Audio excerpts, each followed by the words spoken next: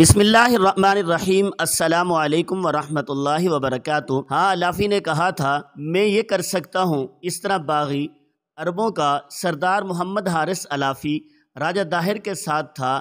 ہمارا دوست الافی بھی یہاں موجود ہے۔ راجہ داہر نے کہا دیکھتے ہیں کہ یہ ہمیں کیا مشورہ دیتا ہے۔ مہارج محمد حارث الافی نے کہا آپ کی فوج کے تمام حاکم حملہ کرنا چاہتے ہیں۔ اگر میں مشورہ دوں تو شاید انہیں اور آپ کو بھی پسند نہ آئے۔ سب نے اسے کہا کہ وہ بلا جھجک اپنا مشورہ اور تجویز پیش کریں۔ میں عرب ہوں، الافی نے کہا۔ عربوں کو آپ نے لڑتے دیکھ لیا ہے، ان کی پیش قدمی، ان کی جنگی کامیابیوں کو دیکھا ہے۔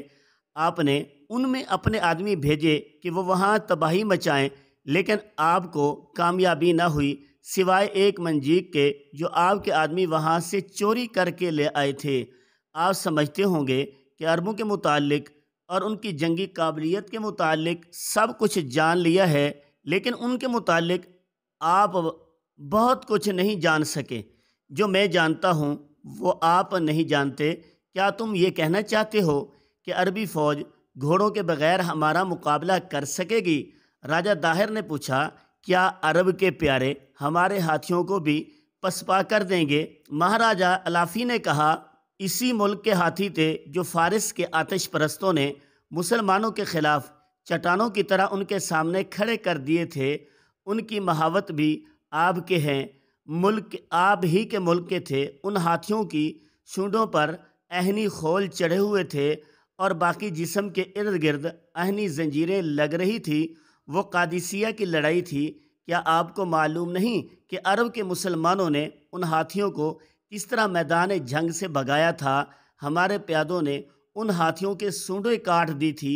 اور مہاراج عرب کے مسلمانوں کی تاریخ بتاتی ہے کہ شروع میں ان کے پاس گھوڑے ہوتے ہی نہیں تھے۔ کون سی جنگ ہے جو انہوں نے ہاری تھی؟ میں آپ کو یہی مشورہ دوں گا، صرف اس وجہ سے عرب کی فوج کو کمزور نہ سمجھ لینا کہ ان کے گھوڑے بیمار ہو گئے ہیں، اور یہ بھی نہ سمجھ لینا اس فوج کا سالار کم عمر ہے۔ اگر تم عرب نہ ہوتے تو عربوں کی اتنی تعریف نہ کرتے۔ راجہ داہر کے ایک فوجی حاکم نے کہا میرے عزیز دوست، الافی بولا کیا تمہیں ابھی تک یہ معلوم نہیں ہوا کہ ہماری دشمنی اسی خلیفہ کے ساتھ ہے جس نے حجاج بن یوسف اور محمد بن قاسم کو اتنا بڑا اعزاز بخشا ہے؟ اور شاید تم میں سے کوئی بھی نہیں جانتا کہ محمد بن قاسم کے دماغ میں یہ ٹھونس کر بھیجا گیا ہے کہ الافیوں کو ویسا ہی دشمن سمجھنا جیسے ہندو ہیں، لیکن تم دشمنی کی بجائے دوستی کا حق ادا کر رہے ہو۔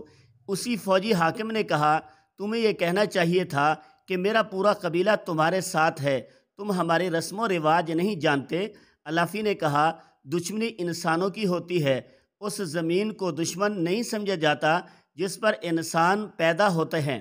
میں تمہیں سچے دل سے پوری ہمدردی سے یہ مشورہ دیتا ہوں کہ محمد بن قاسم پر حملہ نہ کرنا، ورنہ ایسا نقصان اٹھاؤ گے کہ مسلمان سیدھے بلا رکاوٹ اوڑ تک پہنچیں گے۔ تم سمجھتے ہوگے کہ دریا پار کر جاؤ گے۔ میں تمہیں بتاتا ہوں کہ تمہاری کشتیاں اس کنارے سے چلیں گی تو وہ اس کنارے پہنچیں گی نہ واپس آ سکیں گی۔ ان کے پاس منجیکیں ہیں اور آتشی تیر ہیں جو کشتیوں کو جلا کر رکھ دیں گے۔ راجہ داہر اناری نہیں تھا، دور اندیش تھا۔ اس نے اس وقت تک مسلمانوں کے ہاتھوں جو کھویا تھا اس سے وہ بہت محتاط ہو گیا تھا۔ اس نے الافی کے مشورے کو قبول کر لیا اور فیصلہ کیا کہ مسلمانوں پر حملہ نہیں کیا جائے گا اور انہیں دریا عبور کر کے اس طرف آنے کی مہلت دی جائے گی۔ میں تم سب کو ایک بار پھر کہتا ہوں، راجہ داہر نے کہا کہ عرب فوج ادھر آئے گی تو سامنے ہم اپنے ہاتھیوں کے ساتھ ایک پہاڑ کی طرح کھڑے ہوں گے اور پیچھے یہ گہرا اور تیز دریا ہوگا۔ وہ ہمارے ہاتھی کاٹیں یا پیچھے ہٹ کر ڈوب مریں گے۔ محمد بن قاسم کی کیفیت یہ تھی کہ اس کی نیندیں حرام ہو گئی تھی۔ راتوں کو دریا کے کنارے گھوڑے دوڑاتا، دور تک نکل جاتا۔ اس نے کئی بار اپنے سالاروں سے کہا تھا کہ راجہ داہر اتنا کم عقل نہیں ہو سکتا کہ ہماری اتنی بڑی کمزوری کو جانتے ہوئے بھی حملہ نہ کرے۔ رات آدھی سے زیادہ گزر گئی تھی تیر انداز دریا کے کنارے چار پانچ پانچ کی ٹولیوں میں گشت کر رہے تھے۔ رات آدھی سے زیادہ گزر گئی تھی۔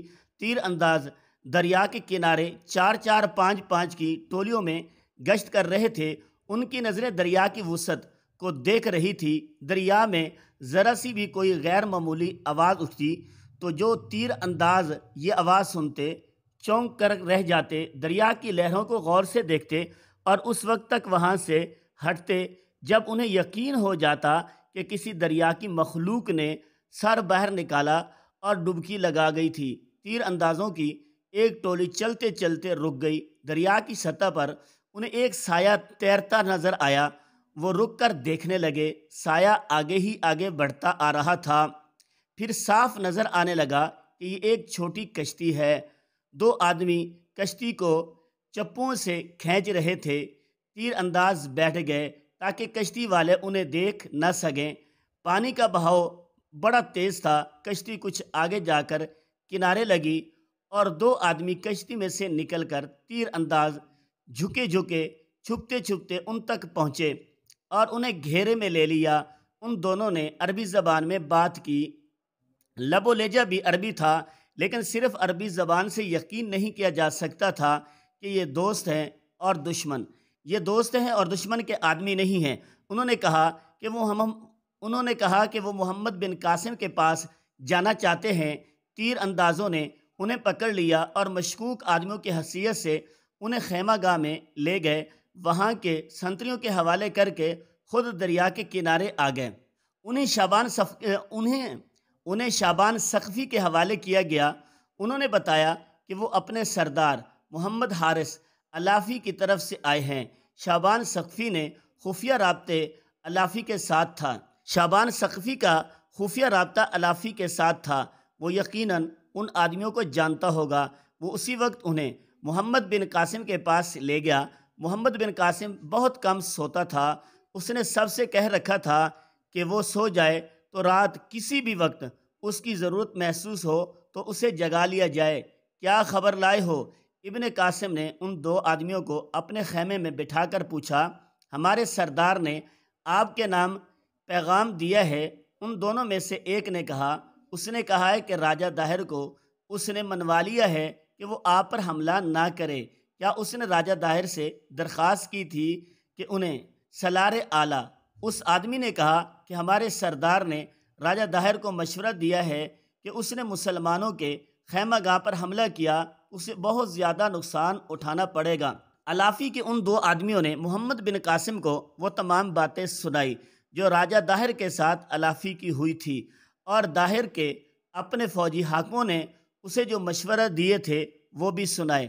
سالار اعلیٰ اس قاصد نے کہا کہ سردار علافی نے کہا ہے کہ آپ جتنی جلدی ہو سکے گھوڑوں کا انتظام کریں۔ جو وقت گزرتا جا رہا ہے یہ وقت آپ کا دشمن ہوتا جا رہا ہے۔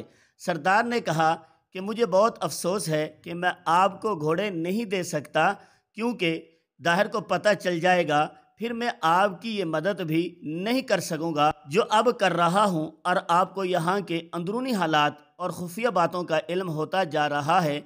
کیا خبر اس راجہ داہر کے ساتھ ہی رہتا ہے؟